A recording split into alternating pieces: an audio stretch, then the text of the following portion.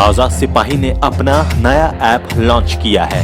आप उसे play store पर जाकर आजाद सिपाही टाइप कर उसे इंस्टॉल कर सकते हैं। नमस्कार, आजाद सिपाही के प्राइम बुलेटिन में आपका स्वागत है। मैं हूं राहुल सिंह। आज की प्राइम की प्रमुख खबर कुछ इस प्रकार है। कश्मीर में आतंकी हमला, सीआरपीएफ के 42 जवान शहीद। प्रधानमंत्री ने कहा बलिदान बेकार नहीं जाएगा। सीएम रघुवर दास ने दुख जताया। पुलवामा हमले के बाद सर्जिकल स्ट्राइक की तैयारी में भारत। सवर्ण आरक्षण को रघुवर कैबिनेट की मुहर। मुख्यमंत्री रघुवर दास ने किया ऐलान, संथाल के स्कूलों में ओल चिकी लिपि में भी शिक्षा दी जाए। पाकुड़ में सुकन्या जागरूकता कार्यक्रम का हुआ शुभारंभ। मिशन 2019 को लेकर भाजपा की मैराथन बैठक। राष्ट्रीय संगठन महामंत्री रामलाल ने पार्टी पदाधिकारियों को दिया टास्क, जनता से सीधा संवाद करें। आज की राजनीतिक हलचल। कुंभ में अमित शाह की डुबकी पर कांग्रेस ने लगाया विवादित पोस्टर। गुजरात में महिला ने मंच पर राहुल को चूमा। मुलायम के बयान पर सियासत गरम। और आज की प्रमुख हेडलाइंस। प्रधानमंत्री के दौरे को लेकर सोहराय पेंटिंग से सज रहा है हजारीबाग। हेमंत सोरेन की संघर्ष यात्रा गिरिडीह होते हुए टुंडी पहुंची, कल झरिया पहुंचेगी। खूंटी में सुरक्षा बलों ने एक माओवादी को मार गिराया, हथियार बरामद। रांची के मांडर में अपराधी की और लापुंग में शिक्षक की हत्या। अब सुनते हैं खबर विस्तार से। जम्मू कश्मीर के पुलवामा में गुरुवार को उरी से भी बड़ा आतंकी हमला हुआ। इसमें 42 जवान शहीद हो गए और कई जवान गंभीर रूप से घायल हुए। सीआरपीएफ के करीब 2500 जवानों के काफिले में शामिल एक बस को विस्फोटक लदी गाड़ी से टक्कर मारकर उड़ा दिया गया। यह काफिला जम्मू से श्रीनगर की ओर जा रहा था। सेना ने पूरे इलाके को सील कर तलाशी अभियान शुरू कर दिया है। इस हमले को उरी में सितंबर 2016 में हुए आतंकी हमले के बाद सुरक्षा बलों पर सबसे बड़े आतंकी हमले के रूप में देखा जा रहा है। सीआरपीएफ के काफिले को हाईवे पर एक कार में आईईडी लगाकर निशाना बनाया गया। धमाके के बाद आतंकियों ने काफिले पर फायरिंग शुरू कर दी। जब सुरक्षा बलों ने मोर्चा संभाला तो आतंकी भाग निकले। आतंकी संगठन जैश ए मोहम्मद ने इस हमले की जिम्मेदारी ली है। जैश ने बयान जारी करते हुए कहा कि यह एक फिदायीन हमला था जिसे गुंडीबाग पुलवामा के आतंकी आदिल अहमद ने अंजाम दिया है। प्रधानमंत्री नरेंद्र मोदी ने पुलवामा में हुए आतंकी हमले की कड़ी भर्त्सना की है। उन्होंने कहा कि पुलवामा में सीआरपीएफ जवानों पर हमला घिनौना है। मैं इसकी कड़ी निंदा करता हूं। उन्होंने कहा कि बहादुर जवानों का बलिदान बेकार नहीं जाएगा। पीएम मोदी ने गृह मंत्री राजनाथ सिंह से भी बात की है। पीएम मोदी ने कहा कि शहीदों के परिवारों के साथ पूरा देश है। कांग्रेस अध्यक्ष राहुल गांधी ने जम्मू कश्मीर के पुलवामा जिले में हुए आतंकी हमले में सीआरपीएफ के जवानों की शहादत पर दुख जताया है। राहुल ने ट्वीट कर कहा कि मैं जम्मू कश्मीर में सीआरपीएफ के काफिले पर हुए कायराना हमले से बहुत दुखी हूँ। हमारे शहीद जवानों के परिवारों के प्रति संवेदना प्रकट करता हूँ। मुख्यमंत्री रघुवर दास ने पुलवामा में सीआरपीएफ के काफिले पर हुए आतंकी हमलों पर गहरा दुख व्यक्त किया है। उन्होंने कहा कि जवानों की शहादत तो देश हमेशा याद रखेगा। उनका बलिदान बेकार नहीं जाने दिया जाएगा। अब नजर डालते हैं आज की दूसरी प्रमुख खबर पर। बीते करीब 2 सालों से ज्यादा वक्त से भारत आतंकी हमलों से खुद को महफूज समझ रहा था, लेकिन गुरुवार शाम को आतंकियों ने कश्मीर के पुलवामा में भीषण हमला कर दिया। इस कायराना फिदायीन हमले से सीआरपीएफ के 42 जवान शहीद हो गए। सितंबर 2016 में उरी में हुए आतंकी हमले से भी यह बड़ा हमला है। तब आतंकियों ने राष्ट्रीय राइफल के कैंप पर हमला किया था, जिसमें मौके पर ही 18 जवान शहीद हो गए थे। उरी हमले के बाद देश भर में गुस्से का माहौल था। सेना ने इस पर जवाबी कार्रवाई करते हुए पाकिस्तान अधिकृत कश्मीर में घुसकर आतंकी कैंपों पर सर्जिकल स्ट्राइक किया था। अब तक की रिपोर्ट में इस हमले में भी सीमा पार में प्रशिक्षित आतंकियों के शामिल होने की बात सामने आ रही है।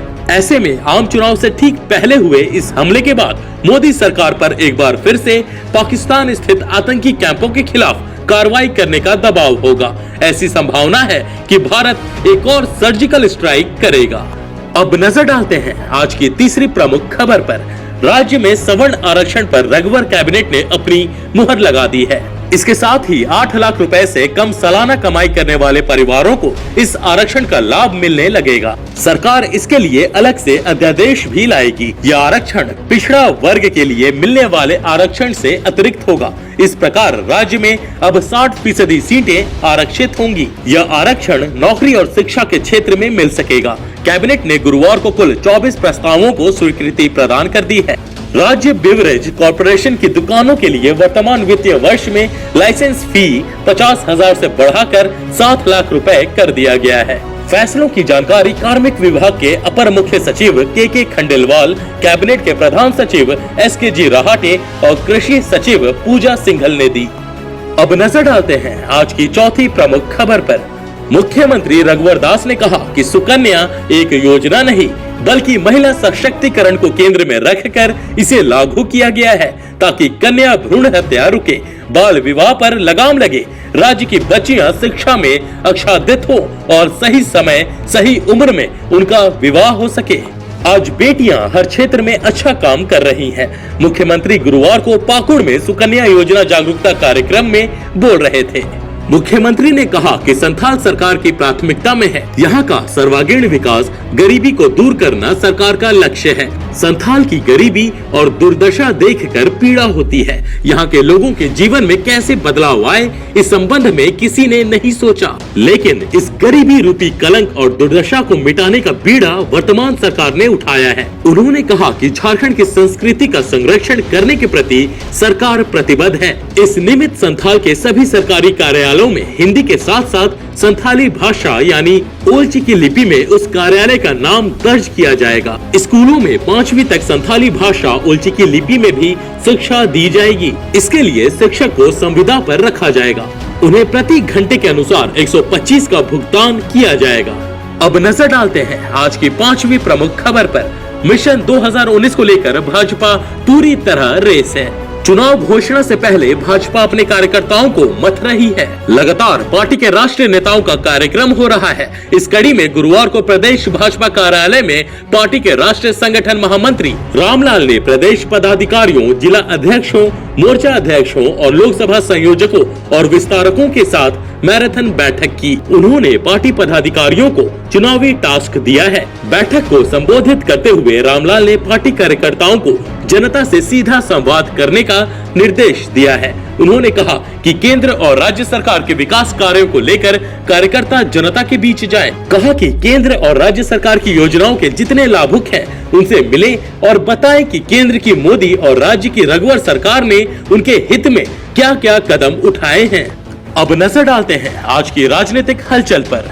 कुंभ में अमित शाह की डुबकी पर कांग्रेस ने लगाया विवादित पोस्टर। प्रयागराज में चल रहे कुंभ में भाजपा अध्यक्ष अमित शाह के शामिल होने के बाद कांग्रेस की ओर से विवादित पोस्टरों का दौर फिर से शुरू हो गया है। प्रयागराज में एक स्थानीय कांग्रेस नेता ने पोस्टर लगवाए हैं जिनमें लिखा है, राम तेरी गंगा मैली हो गई, अमित शाह को धोते धोते। इन पोस्टरों के सामने आने के बाद भाजपा ने कांग्रेस की जमकर आलोचना की है। इलाहाबाद शहर कांग्रेस कमेटी के महासचिव इरशाद उल्लाह की ओर से यह पोस्टर लगवाए गए हैं। इरशाद ने कहा, अलग अलग स्थानों पर जाकर अमित शाह गंगा में डुबकी लगा रहे हैं। हम जानना चाहते हैं कि आखिर अमित शाह ने ऐसे कौन से पाप किए हैं जिन्हें धुलने के लिए अमित शाह बार बार गंगा जी के पास पहुंच जाते हैं। इरशाद ने कहा कि भाजपा सरकार लगातार घोटाले कर रही है और उन्हीं घोटाले के पापों को धोने के लिए बीजेपी नेता गंगा में डुबकी लगाने पहुंच जाते हैं। उन्होंने कहा कि अब तो भाजपा के पाप इतने ज्यादा हो गए हैं कि उनके पापों को धोते धोते गंगा भी मैली हो गई है। दूसरी ओर भाजपा ने कांग्रेस पर हमला बोलते हुए कहा कि इस तरह के पोस्टर लगाकर कांग्रेस नेता अपनी हताशा को जग जाहिर कर रहे हैं। भाजपा प्रवक्ता शल भमड़ी त्रिपाठी ने कहा कि जिन लोगों ने 70 सालों में मां गंगा के लिए कुछ नहीं किया, श्री राम के वजूद को नकारा, वे लोग कुंभ जैसे भव्य आयोजन को देखकर ऐसी ही बातें कर सकते हैं।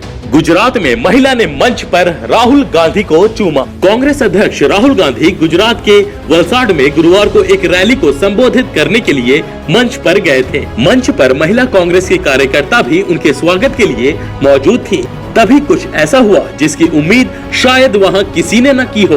महिला कार्यकर्ताओं में से एक ने माला पहनाने के दौरान ही राहुल के गाल पर चुम्बन ले लिया। महिला ने मीडिया को बताया कि यह स्वतः स्फूर्त था और आज वैलेंटाइन दिवस का इससे कुछ लेना देना नहीं है। महिला ने कहा कि कांग्रेस प्रमुख उसके भाई जैसे हैं। यह महिला जनसभा से पहले दूसरी पार्टी कार्यकर्ताओं के साथ मंच पर मौजूद राहुल को माला पहनाने के लिए चढ़ी और फिर राहुल गांधी के गाल पर चुम्बन ले लिया। मुलायम के बयान पर सियासत गर्म। सपा नेता मुलायम सिंह यादव द्वारा प्रधानमंत्री नरेंद्र मोदी की तारीफ में लोकसभा में दिए गए बयान पर सियासत गर्म हो गई है। मुलायम के पुत्र और सपा अध्यक्ष अखिलेश यादव ने हालांकि कोई सीधी टिप्पणी नहीं की है, लेकिन उन्होंने इशारों में नेताजी के बयान को उनका व्यक्तिगत विचार बताते हुए इसे हकीकत से कोसों दूर बताया है। इधर कांग्रेस ने भी मुलायम के बयान को उनका निजी विचार बताया है। हालांकि समाजवादी पार्टी के वरिष्ठ नेता और उत्तर प्रदेश सरकार में कैबिनेट मंत्री रहे आजम खान ने कहा, बहुत दुख हुआ यह सुनकर। यह बयान उनके मुंह में डाला गया है। यह बयान मुलायम जी का नहीं है, यह बयान नेताजी से दिलवाया गया है। वहीं एक समय मुलायम सिंह के बेहद करीबी रहे राज्यसभा सांसद अमर सिंह ने कहा, मुलायम जी का यह बयान केवल भ्रमित करने के लिए है। समाजवादी पार्टी की सरकार में भ्रष्टाचार का जो खेल हुआ उससे ध्यान हटाने के लिए नेताजी ने इस पैंतरे का इस्तेमाल किया है। बी चंद्रकला और रमा रमन जैसे अधिकारियों के भ्रष्टाचार से बचने का यह तरीका है। इधर मुलायम की छोटी बहू अपर्णा यादव ने कहा कि नेताजी के बयान के पीछे कुछ अन्य कारण रहे होंगे। वह पहले भी विपक्ष और सरकार के लोगों को शुभकामनाएं देते रहे हैं। बुजुर्ग हमेशा आशीर्वाद देते हैं, लेकिन इसका मतलब यह नहीं है कि आप चुनाव जीत गए। इसके लिए कड़ी मेहनत करनी पड़ती है। इस बीच पटना में राजद नेता और बिहार की पूर्व मुख्यमंत्री राबड़ी देवी ने मुलायम के बयान पर कहा कि सपा नेता की अब उम्र हो गई है और उनकी बातों के कोई मायने नहीं। राबड़ी देवी की बेटी मुलायम की पौत्र की पत्नी है। राबड़ी ने मीडिया से बात करते हुए कहा कि उनकी उम्र हो गई है, याद नहीं रहता कब क्या बोल देंगे। आज की प्रमुख हेडलाइंस। प्रधानमंत्री के दौरे को लेकर सोहराई पेंटिंग से सज रहा है हजारीबाग। हेमंत सोरेन की संघर्ष यात्रा गिरिडीह होते हुए टुंडी पहुंची, कल झरिया पहुंचेगी। खूंटी में सुरक्षा बलों ने एक माओवादी को मार गिराया, हथियार बरामद। रांची के मांडर में अपराधी की और लापुंग में शिक्षक की हत्या। आज के आजाद सिपाही के प्राइम बुलेटिन में बस इतना ही। देश विदेश की तमाम बड़ी खबरों के लिए आप पढ़ते रहिए अपना लोकप्रिय दैनिक अखबार आजाद सिपाही। और हाँ, आप हमारे इस YouTube चैनल को सब्सक्राइब करना ना भूले। जुड़े रहिए आजाद सिपाही के साथ। धन्यवाद।